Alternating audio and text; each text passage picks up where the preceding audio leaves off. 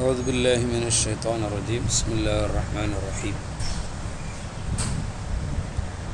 وعن أبي هريرة رضي الله عنه أن النبي صلى الله عليه وسلم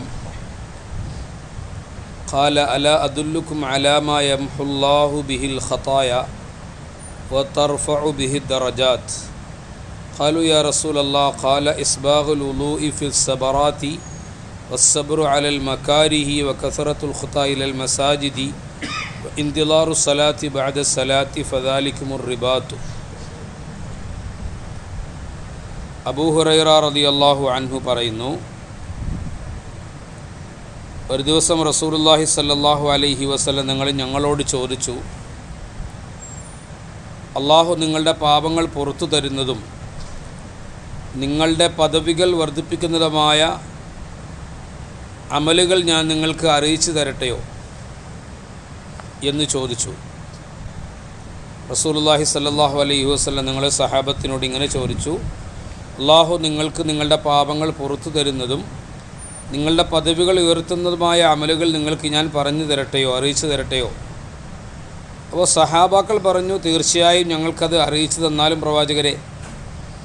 കാലാപ്പ റസൂലുള്ളാഹി സ്വല്ലല്ലാഹു അലൈഹി വസല്ലം തങ്ങൾ പറഞ്ഞു, തണുപ്പുള്ള ദിവസങ്ങളിൽ ഉളൂ പൂർത്തിയാക്കി ചെയ്യുക.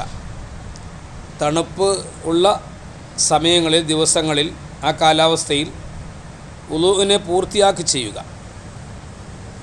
രണ്ടാമത്തേത്, മനസ്സിന് ഇഷ്ടമില്ലാത്ത, നഫ്സിൻ്റെ താല്പര്യത്തിന് യോജിക്കാത്ത അമലുകളിൽ ക്ഷമ കാണിക്കുക.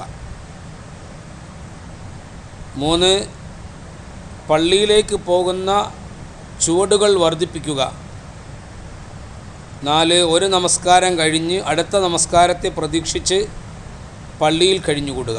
ഈ 4 കാര്യങ്ങൾ നിങ്ങളുടെ പാപങ്ങൾ പൊറുപ്പിക്കുന്നതാണ്, നിങ്ങളുടെ പദവികൾ വർദ്ധിപ്പിക്കുന്നതാണ് എന്ന് ഞങ്ങളോട് ആദരവായ റസൂലുള്ളാഹി സ്വല്ലല്ലാഹു അലൈഹി വസല്ലം ഞങ്ങൾ പറഞ്ഞു തന്നു എന്ന് അബൂ ഹുറൈറ റളിയല്ലാഹു അൻഹു അവർ പറയുകയാണ്. ആദ്യമായി പറഞ്ഞത്, തണുപ്പുള്ള രാത്രികളാവട്ടെ പകലാവട്ടെ തണുപ്പ് കാലാവസ്ഥയിൽ ഉളൂ പൂർത്തിയാക്കി ചെയ്യുക. മനുഷ്യൻ്റെ മനസ്സിന് ബുദ്ധിമുട്ടുള്ള കാര്യമാണ് നല്ല തണുപ്പുള്ളപ്പോൾ ഉളൂ പൂർത്തിയാക്കുക.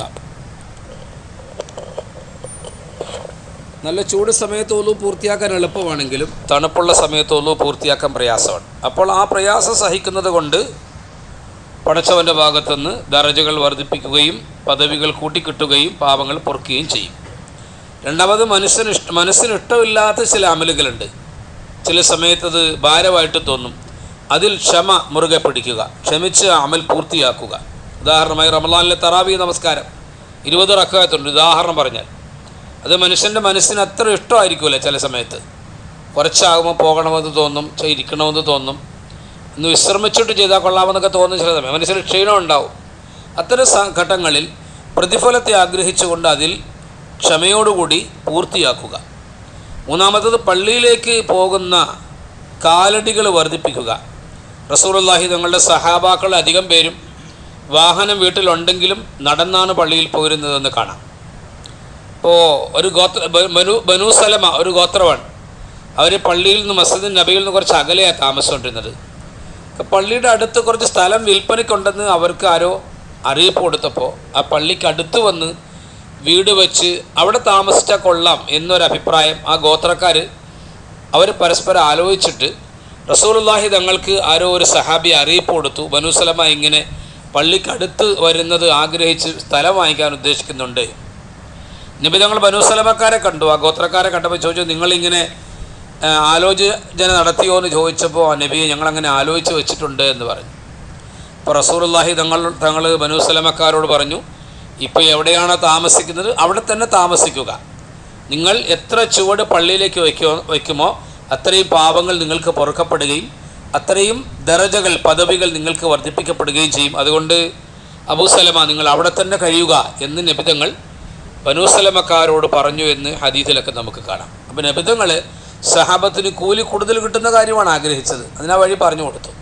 അവർ നല്ല നീയത്തിലേ മേടിക്കാൻ പോയത്. അടുത്ത് വന്നാൽ കൂടുതൽ സമയം പള്ളിയിൽ ഇരിക്കാവുന്ന അവർ പ്രതീക്ഷിച്ചത്. പക്ഷേ റസൂലുള്ളാഹി പറഞ്ഞത് വേറൊരു കാര്യമാണ്, അവിടെ തന്നെ താമസിച്ചാൽ മതി, ഇങ്ങോട്ട് വരണ്ട. തുക്തബു ആസാറുക്കും, നിങ്ങളുടെ കാലടികൾ എണ്ണമനുസരിച്ച് ആഖിറത്തിൽ കൂലി കിട്ടുമെന്ന് നബി തങ്ങൾ അവർക്ക് പറഞ്ഞു കൊടുത്തു. നാലാമത്തെ കാര്യം ഇവിടെ പറഞ്ഞിട്ടുള്ളത്, ഒരു നമസ്കാരം കഴിഞ്ഞ് അടുത്ത നമസ്കാരം വരെ പള്ളിയിൽ തന്നെ കഴിഞ്ഞുകൂടുന്ന ഒരു അമൽ, അത് പ്രധാനപ്പെട്ട അമലാണ്. റസൂലുള്ളാഹികൾ പറയുന്നുണ്ട്, അങ്ങനെ ഇരിക്കുന്നവർക്ക് വേണ്ടി മലക്കുകൾ 2 കാര്യങ്ങൾ ദുആ ചെയ്യും. ഒന്ന് അല്ലാഹു മഗ്ഫിർ ലഹു എന്ന് പറയും, രണ്ടാമത്തത് അല്ലാഹു മർഹംഹു എന്ന് പറയും. അല്ലാഹു മഗ്ഫിർ ലഹു എന്ന് പറഞ്ഞാൽ ഈ ഇരിക്കുന്ന ദാസൻ്റെ പാപം നീ പുറത്തു കൊടുക്കണേ അല്ലാ.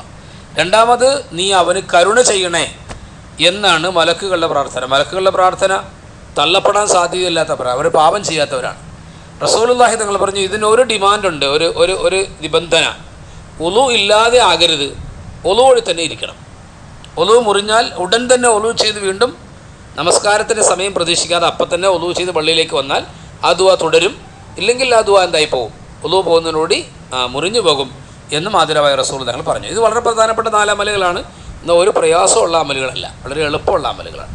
ചെറിയ ത്യാഗങ്ങൾ സഹിക്കുന്നത് കൊണ്ട് വലിയ കൂലി കിട്ടും. നബി തങ്ങൾ ഇതിനെ സംബന്ധിച്ച് പറഞ്ഞു, ഇത് ഒരു മനുഷ്യന് അഥവാ ഒരു ഇസ്ലാമിക രാഷ്ട്രത്തിൻ്റെ അതിര് കാക്കുന്ന ഒരു പട്ടാളക്കാരൻ, ശത്രുക്കളുടെ ഭാഗത്തു നിന്ന് ആക്രമണം ഉണ്ടാകാതെ സ്വന്തം നാടിൻ്റെ അതിര് കാക്കുന്ന പട്ടാളക്കാരൻ, ആ പട്ടാളം ചെയ്യുന്ന ജോലി ഉയർന്ന ജോലിയാണ് പടച്ചവൻ്റെ മുമ്പിൽ.